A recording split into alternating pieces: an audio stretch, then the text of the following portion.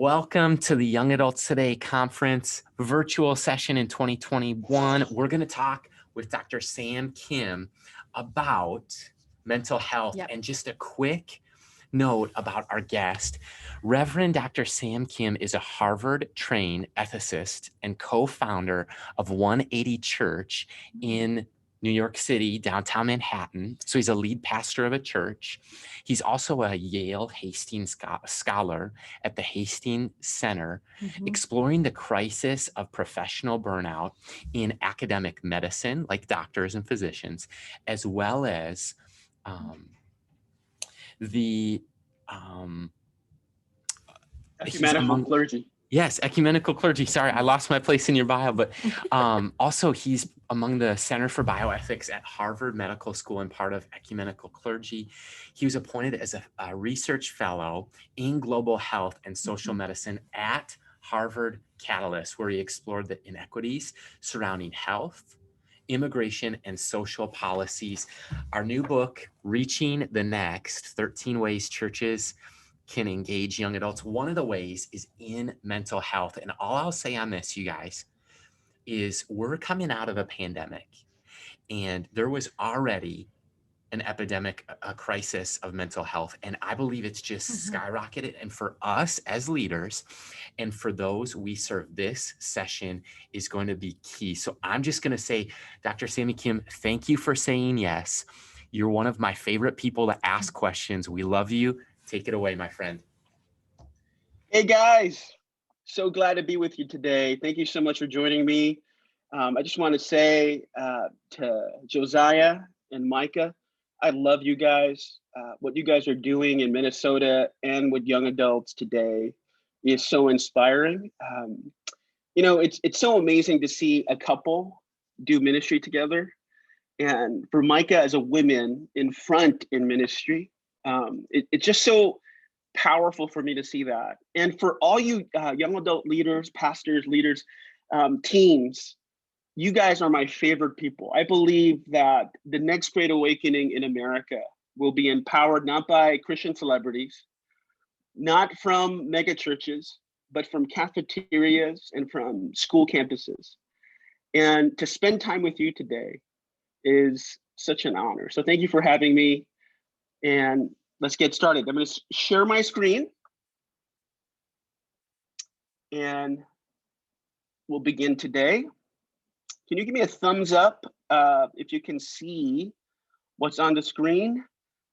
1 second. What do you guys think about that view? Give me a thumbs up if you see the view. All right. So today, what I want to talk about is a panoramic view of the present global mental health crisis facing young adults today. Josiah, you like that plugin? Young adults today? And I will be saying that line, young adults today, throughout my presentation. But I want to give you a bird's eye view of what mental health and what young adults are facing, the heart and soul of young adults are facing currently at this present climate. So to put this in perspective, I was just on vacation in Half Moon Bay in San Francisco. How many people like my view? People say view is priceless, a window with a view. I mean, this is amazing. And with my Marriott rewards, I was able to get it for free with points. So praise God for that. But when you look at the picture, all you're really seeing, the landscape, is a limited view of this coastal, beautiful landscape that God has created. You're not seeing the full view. So what I want to do today is invite you to my room in Half Moon Bay, California, and help you see it from a bird's eye view, from a macro perspective first, before microscopically. And you guys all take selfies and pictures. In the iPhone function, there is something called the pano view. You guys ever used it? You put your phone up and it literally snaps a 360 version of the whole landscape.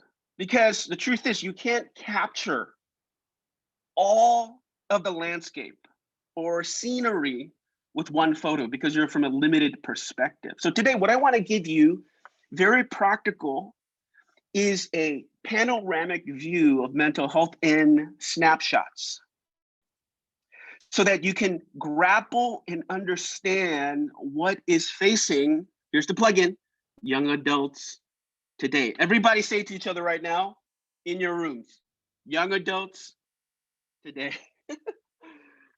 All right. So one thing I don't want happening today is us miss the forest for the trees. And a lot of times, anecdotally speaking, when people talk about mental health, they automatically go and glorify suicide and suicide ideation, which is terminal. And it is on the rise. And it is serious. And especially with the pandemic, it was reported recently that 25% of young adults during the pandemic contemplated suicide. So it is serious and people are hurting bad. But when we come to the present global mental health crisis, just one tree is suicide. The forest is depression. You see, chronic depression and anxiety and high stress, those high stressors, is the forest. It's the macro panoramic perspective of mental health crisis today, which can lead to this terminal idea and action, maladaptive behavior suicide that leads to it. We see it with Anthony Bourdain. I mean, who doesn't want his life? He travels the world eating the best food in the world. I envy that guy. When I heard that he ended his life, I just didn't understand it. And so one of the things also you want to take from missing the forest for the trees is just because someone in your ministry looks like they have it together does not mean they do. Internally, they can be deeply struggling.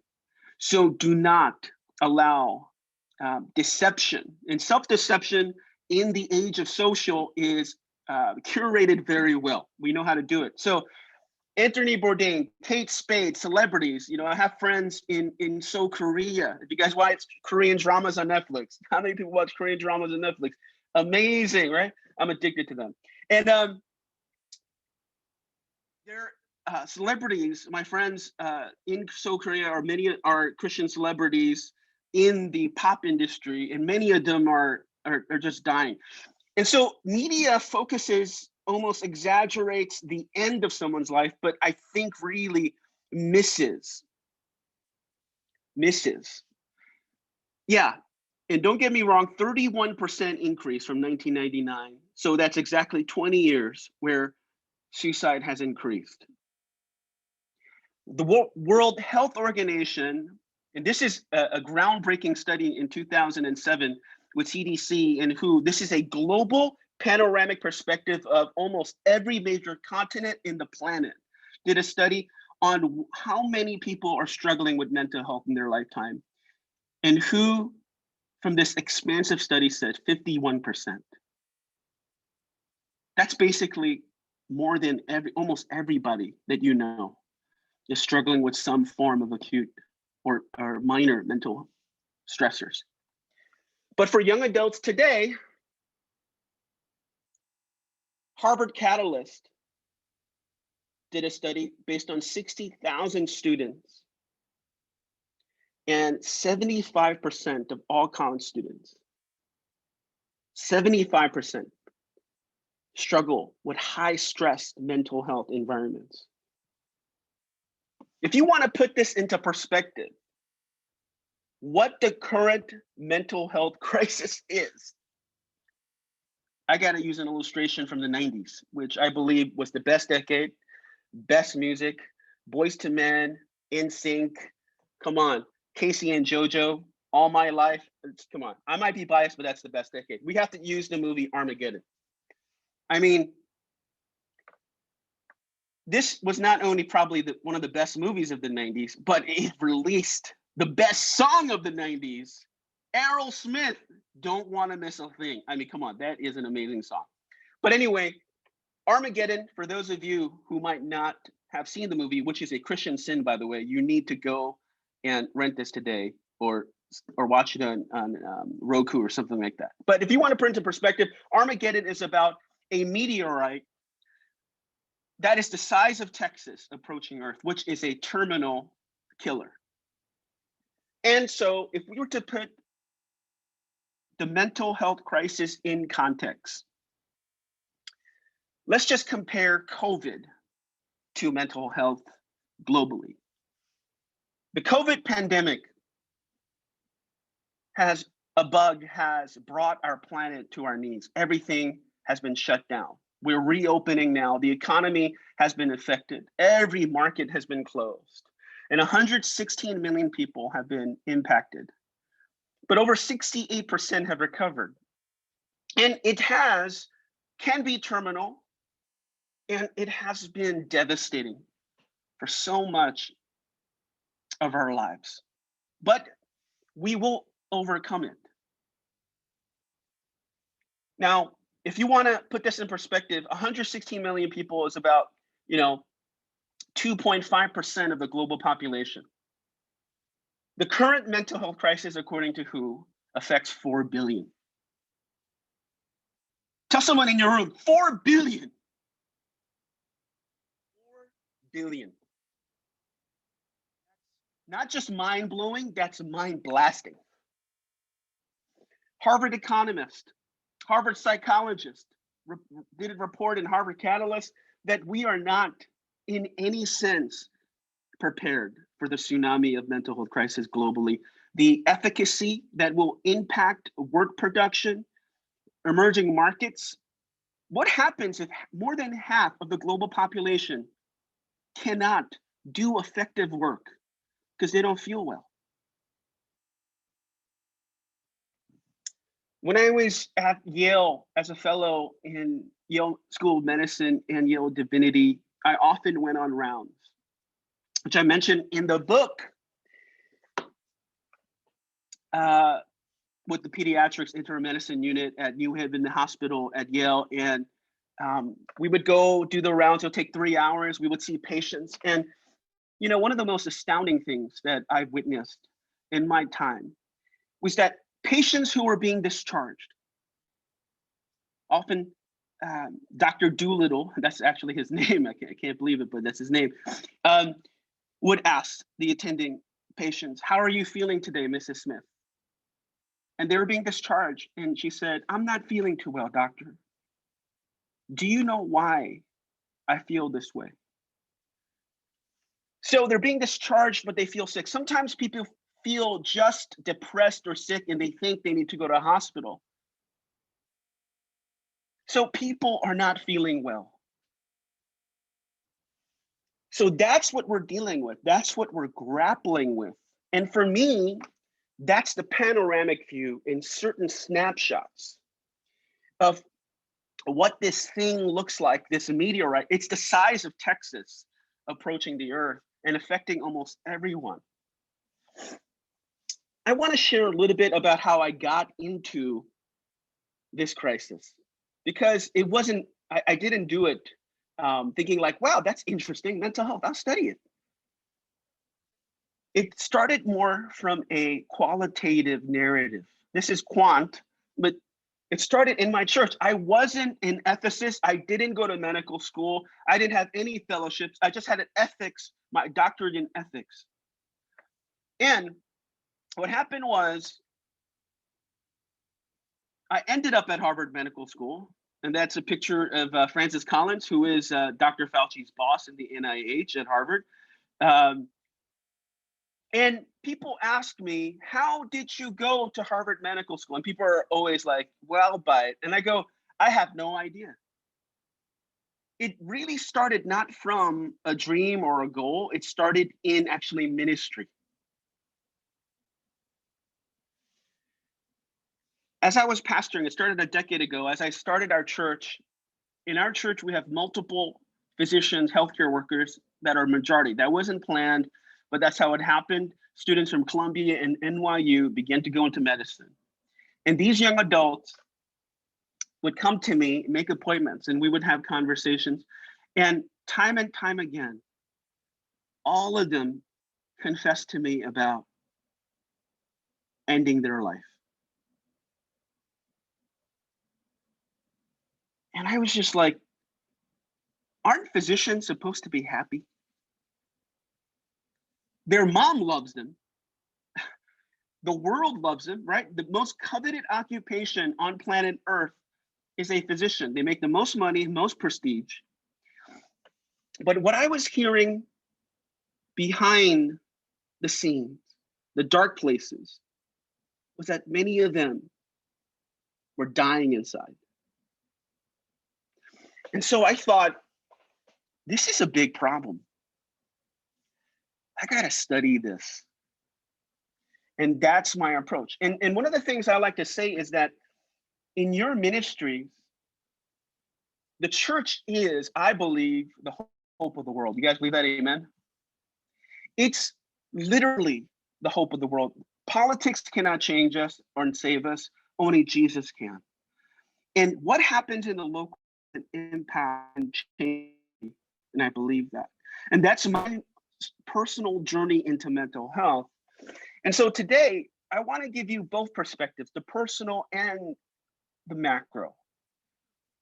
So I want to ask this question today, reading Henry David Thoreau, when he says, for every 1,000 hacking at the leaves of evil, there is one striking at the root. So my question is this: how do we not just hack at the current mental health crisis, but rather strike it at the root? What is the determinants? What is the major factors driving this crisis? How can we, as ministers, teams, and young adults, be equipped and grapple with this crisis? And I think there are two critical factors we have to grapple with today. The first major issue we have to grapple with that affects the current crisis is a rapidly changing job market, the economy. It's very, very important to understand why people are not feeling well. And a lot of times people think it's because there's something, when the truth is, it begins in the external environment. This change pace, not even keep more. And it's changing so fast. And it is literally creating havoc for the emotive self. How many people seen Captain Marvel and remember Blockbuster Video? In this scene from Captain Marvel, she comes in to a Blockbuster Video in the 90s. Blockbuster closed in 2010. But did you guys know that Blockbuster Video is the reason why Netflix exists? Reed Hastings, coming back from another late video. I mean, I don't know if some of you guys remember, but how many of you guys were late on videos? Raise your hand if you were late on videos at Blockbuster when you used to go. I was late all the time. My wife was gonna kill me. Reed Hastings, the founder of Netflix, he was late for 2 months on a DVD. And he was so afraid that his wife was going to kill him, he thought of the idea of a mail-in DVD system. And that's where Netflix came from. And here is the kicker. Netflix approached Blockbuster Video and asked Blockbuster to buy them for $10 million. And Blockbuster laughed. And said, why would we ever do that? Reed said, I want to change the heart of global media with you. Blockbuster said, with their $5 billion market cap, Netflix just beginning, you got to be kidding me. Next thing you know, With the advent of internet speed increasing, Netflix becomes $500 billion market cap, Blockbuster Video goes under. So the rate in the emerging markets are changing in a span of just a decade, is creating havoc on the job market. And it's especially affecting young adults today.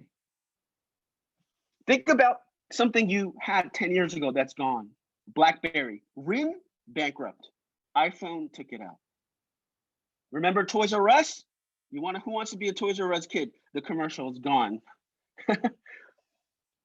So the pace is rapid and changing ever so quickly. So here's what's facing young adults today in the job market. First, young adults will change jobs 7 times in their 20s. Second, 1/3 of college grads are unemployed. They're under, part-time jobs, and many of them making less than 30K. Third, 40% move back in home with their parents, and most relocate in 3 years. So here's the narrative of taking place in the hearts and soul of young adults, right? You have so many that can find jobs in this emerging job market. Many of them are part-time workers, gig economy. You're working at a restaurant, you're an Uber driver, you're just trying to make ends meet, and you're trying to survive. You were sold this American dream, but then now you're caught in a narrative of despair. And when you move back with your parents to try to find some stability and continuity, another job will relocate you to another place. So that's something really that we have to understand and grapple with as young adult teens, that what people might be feeling when they come into our ministries. They are feeling so much pressure, and it's weighing so heavily on them. Dave Brooks in The Second Mountain, which is a book I would really recommend for all of us, says this: young adults are wandering, loneliness, detachment, doubt, underemployment, heartbreaks, and bad bosses, while their parents go slowly insane. Young adults today are experiencing change in ways that you can't understand. And never in history has a group of people had to experience this kind of change so fast and that pace. So that's the first thing that we have to grapple with, the job market. Second, it's the advent of social media. The advent of social media could be the greatest catalyst to the current and present mental health crisis looming globally and facing young adults today. First, people lie on social. You post highlights, but you exaggerate the highlights.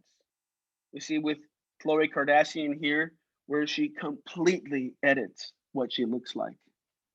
So when you are comparing yourself to your other peers, and you're unemployed, or you're driving an Uber, or you're working at a restaurant, and people seem to have it together, it just reinforces that you don't, and that you're not enough. So people lie. People post highlights rather than bloopers. No one is going to post about being fired or struggling with depression on social media. Second, people post. This is a popular show on Netflix, Emily in Paris. They show all the wonderful places they're at. And so when you're struggling in your own life with finding a job, finding a career, finding the meaning of life, and finding purpose, and you have peers posting, exotic, beautiful places they're at, and that their lives are in many ways curated to perfection. It what reinforces despair. And a lot of people think, what am I doing with my life? And it's kind of ironic that for a generation supposedly adulting, which is you have a room to learn and grow, this group of young adults struggle with perfectionism. And perfectionism is always just chronic insecurity in disguise. And let me tell you, most young adults are struggling with perfectionism as a result of social. Curating a better version of self and feeling like they're not good enough. So if we were to grapple with these two factors, determinants, which I didn't give you all of them because I don't have time today. We can do like a 3-day session or something. You guys can sign up. We can do something with young adults today. But I mean, if you want to really zero in on the issue at hand and why people are not feeling well, I would like to say this, and I think this is critical. Inherently, people feel like there's something wrong with them, when the truth is, in modern medicine today, we are moving away from the idea of, depression and mental illness being genetic. There's actually no proof of a gene of mental illness, even though there's anecdotal data that people who struggle with mental illness does carry it over. But there's no real empirical evidence for that. That's just something we kind of see. But the truth is, inherently, what's impacting you is the external environment. Where, why, who, what. It's those driving factors, the rapidly changing job market and the advent of social, creating contrast and creating greater despair when people are immensely struggling in their own lives.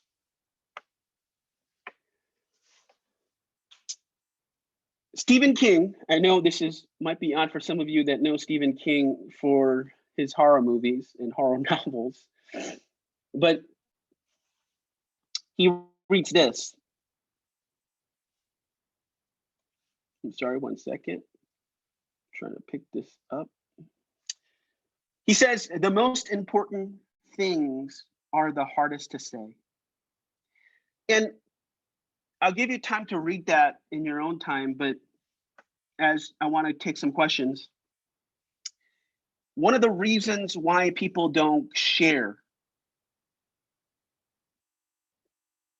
what's in their heart is because they're not sure. In the last line, it says, I think when the secret stays locked within, not for of a teller, but for a want of an understanding ear.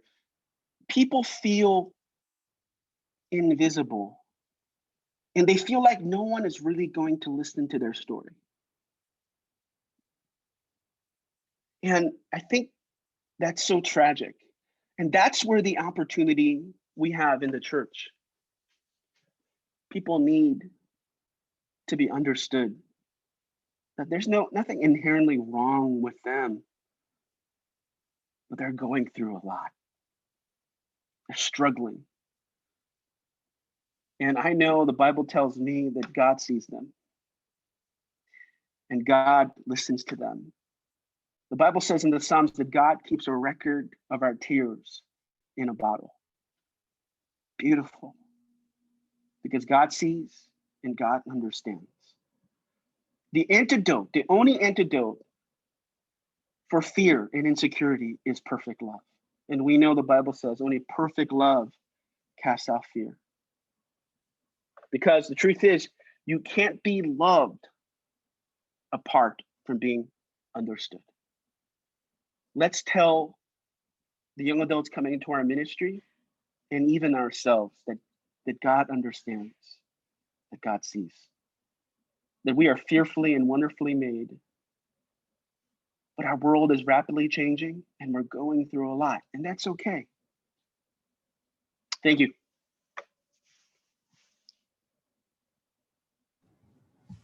Dr. Sammy Kim, that is an amazing panoramic view, a bird's eye view, everything that we could take. I mean, we could sit here for days and talk about the importance of just managing our thought life and our stressors and just our image management when it comes to social media. And we're going to kick off questions. And I can just kick off the first question. So if you are able to write in the comments, please write your question in, or if you have access to the video, please, raise your hand and we can, unmute yourself. We'll call on you. And then Dr. Sammy Kim can definitely speak into that question. So Dr. Sammy, my first question, just to kick things off, would be this. What advice do you have as pastors and leaders? What is our job when it comes to the mental health and the mental state, not only of ourselves personally, but the people we're leading? Because we are not doctors, we're not physicians. What advice do you have when it comes to that? Can you ask the question one more time? What is our job as pastors and leaders when it comes to leading, like in a healthy way? How do we come alongside and not be the doctor in the process? Kind of focus on the spiritual side. Yeah. Okay. Well, I think one of the things we talked about at Yale was precisely that. When people go into the hospital, they're saying, "Doctor, I don't feel well." And Dr. Doolittle would say, that's really his name, which is funny, but sometimes I think what these people need are pastors, not physicians. And sometimes he says, we think pastors are, in a sense, the physicians of this age. So the truth is, like I said, inherently, we're moving away from the model of genetics of inheriting mental health. It's psychosocial, which is it's environmental, meaning your environment is causing these stressors. Who better is equipped than leaders to walk with people? It's not really about diagnosing someone. I mean, there are severe forms of depression and there are chronic issues, but a lot of times in counseling, what they use is what called, cognitive behavior therapy, CBT. If you guys heard of it, right? It's just reinforcing the negative distortions we have. A lot of people think feelings determine what I think, but the truth is, it's what I think that determines my feelings. And so you can get training in CBT easily. There are just various forms of distortions that as a pattern people struggle with. And many people are struggling with mild stressors and depression that pastors could walk through, and they're not so severe. And a lot of times I would do is for those cases, I would have a counselor on standby. And it should be perpetuated in the church that like in our church, we have tons of physicians, healthcare workers, everybody, almost 90% of our church has counselors. It's a normal thing because some of the toxicities that we carry with the rapid change job market, with the constant comparison in social, literally brings us to places of despair. The first thing they did a survey with counselors that anyone talks about when they first go to counseling is social. My friends look, but I look, and they go, that's curated lies. And people have to, that's a distortion. My lens is a distortion. So I would say, be present. Listen. All people really need, most people, is to feel connected. And pastors can do that, and team leaders can do that well. Wow. That's amazing, Dr. Sammy. That really, I think, even validates the call of God on our lives as spiritual leaders. Like, we don't minimize any part of holistic health, from doctors to physicians to counselors. It's all part of the vessels that God uses. And we also don't want to minimize our role with the spiritual component. And we don't need to go outside of the waters of that. And we can really lean into our specialty. And I'm just going to read Daniel's question, and then Omar raised his hand, and I see a number of hands. So we'll try to get through as many questions as we can. But Daniel asked this. Questions are coming in. I got to scroll up. Okay, Daniel asked this, Dr. Kim. What's the difference between clinical and non-clinical depression? How should they be treated differently? And how do you determine which one a person in our ministry has? Okay, so that's pretty simple. When depression severely impacts your way of functioning, meaning you can't go to school or you can't work, that's clinical depression, and you should send them to get properly diagnosed from a professional. But I mean, guys, we live in an age of comparison, an age of change. If you don't feel up and downs, it means you're not human. At Harvard, we did a survey of 100% of them, everyone in the medical school, appointees, students. And it said that over 51% felt like they don't belong in Harvard. They felt like imposters. So they're compared to Nobel Prize winners, people who are publishing this and that. We're going to be compared, we're going to have high and lows, and everything is exaggerated. So it's okay to feel down at times, because we're all going to feel down. And we're in the season of Lent, right? Jesus went, the Spirit of God in Matthew 4 said that the Spirit led Jesus into the valley. There are times when frailty and weakness and brokenness can be a blessing in disguise, because that's how we learn we grow empathy, the capacity of empathy for others. Great insight. Okay, we have another one from Ben. He says, another thing I see on social media is oversharing when it comes to mental health struggles. Totally. Where posting are constantly made to solicit sympathy. Wondering if you can speak into the process of how to deal with that as a leader. The attention seeking. Well, oversharing when it comes to mental health struggles. Well, I think that narcissism is a curse of this age, right? I mean, we've seen personalities, celebrities, and micro advertisement now. Micro influencers is how advertisers sell products. And getting that attention sort of reaffirms your identity. How do you mitigate from that? Well, I think you have to have times of really we're Sabbath from social. You have to take a break. I mean, I think that those rhythms of not comparing is so important, because, sometimes I think social media could literally end our civilization as we know it. I mean, it probably was going to end as an empire in many ways. Like, there's empirical data of 238 years, but social basically speeds up everything and brings out, is a microcosm of the worst and the best of us. It can be used for good, but we have to take breaks and create those safeguards to limit those determinants. Phenomenal.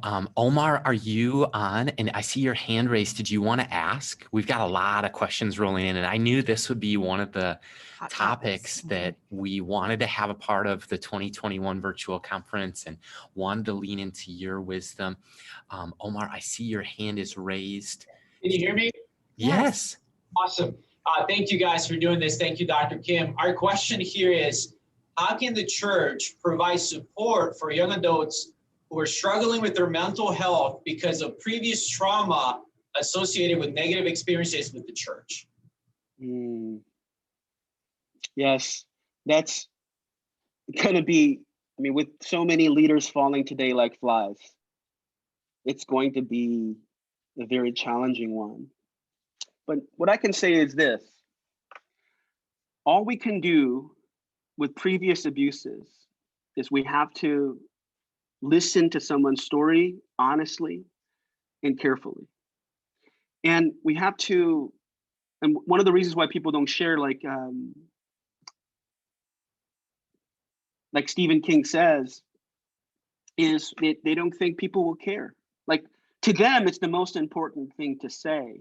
And that's why they're the hardest things to say, because they don't think someone will get it, because a phone will go off, something will buzz, something will get their attention away.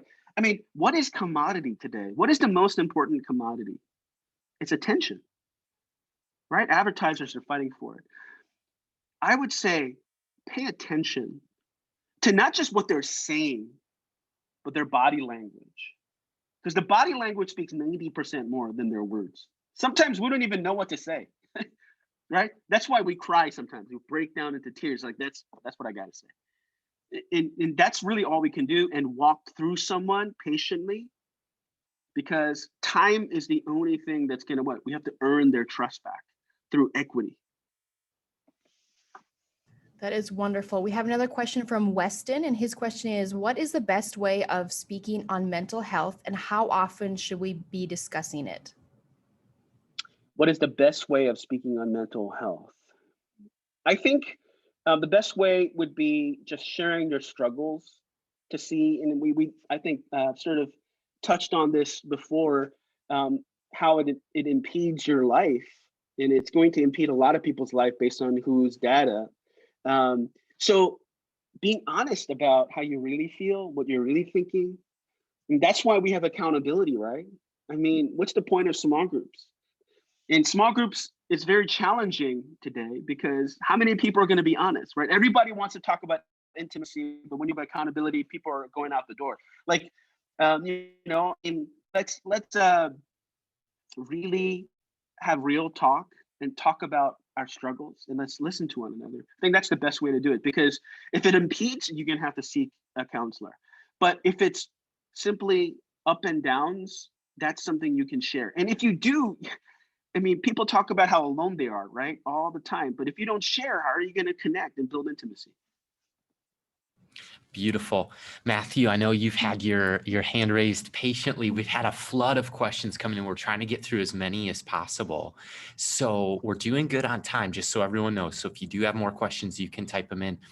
But Matthew, We just lose him? we might have just lost the link to Matthew. So I will ask the next one that's just up on our queue, which is from Elizabeth. And she says, how can you help, Dr. Kim, how can you help someone who is going through depression? Especially maybe you're a volunteer, maybe you don't understand their situation, but you care. How do you share that you care? And how do you tangibly, practically help? Like maybe a next step or two? Mm-hmm. Well, I think, again, you're going to have to determine, you have to do analysis on, hey, are you getting the full narrative? Or is this impeding your life? Like, are they not able to do their jobs, go to school? Are they dropping out of school, failing in grades because this depression is impacting over their whole lives? It's chronic in a sense, right? So I would use that metric. You should ask those questions first.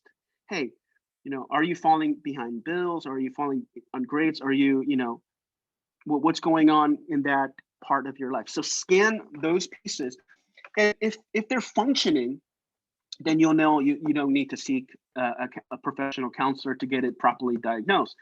But if they're just feeling these intense emotions because of the rapid changing environment we live in today, then what that will require is you to listen to their story, because there's always, like, the CBT, again, I think is a great resource for everyone to learn ins and outs. If you can learn CBT, you'll help 90% of anyone struggling with depression most of the time. And you don't need a professional counselor. You can get certified in CBT. Aaron Beck at the University of Pennsylvania, who was a psychiatrist, who used to give out meds to all his clients and didn't help them at all. Just they kept coming back for life. And so he created a new psychosocial model of how to repair thoughts. And as you repair thoughts, Amazing. your heart changed. Yeah. That's amazing. Matthew Martinez, are you ready?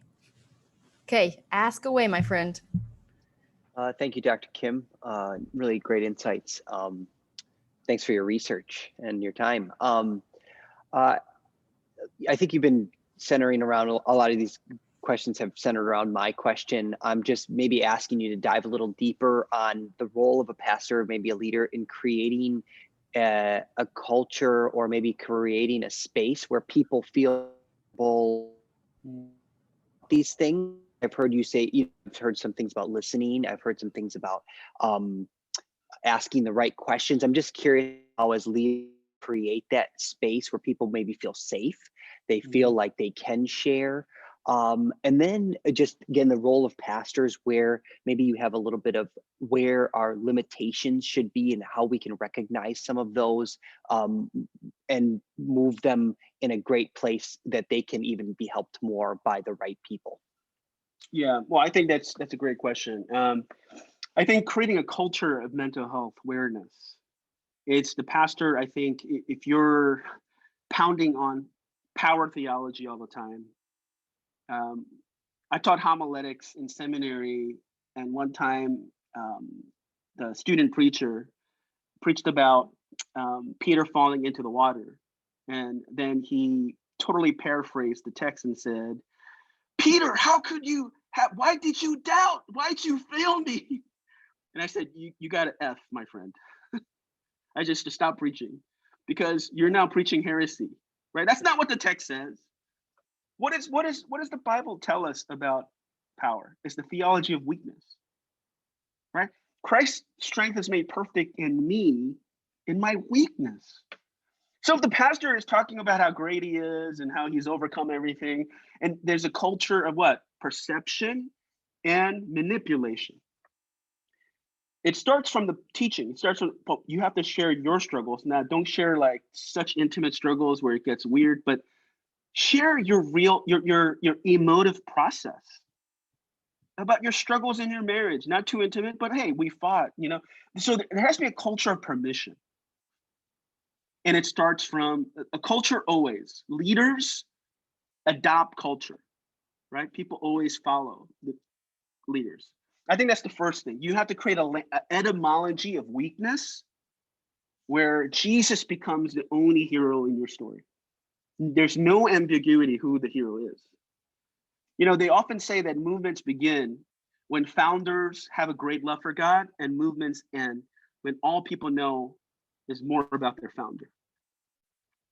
So I think that's one thing. Second thing is, how do you move people from what the limitations are as a pastor is, again, scan the impeding life thing, right? And have a counselor and you have to then shift them. But you need like somewhat inside contact, because in our church, people are waiting now 3 months for counseling. It's just jam packed. So if you can even get a counselor on staff and pay them, and you guys have that kind of resource, that would change discipleship, because then you'll not be doing pastoral counseling for like 12, because sometimes it'll be 12 hours. Like how much will they need if they're really struggling? You can't, and you'll burn out.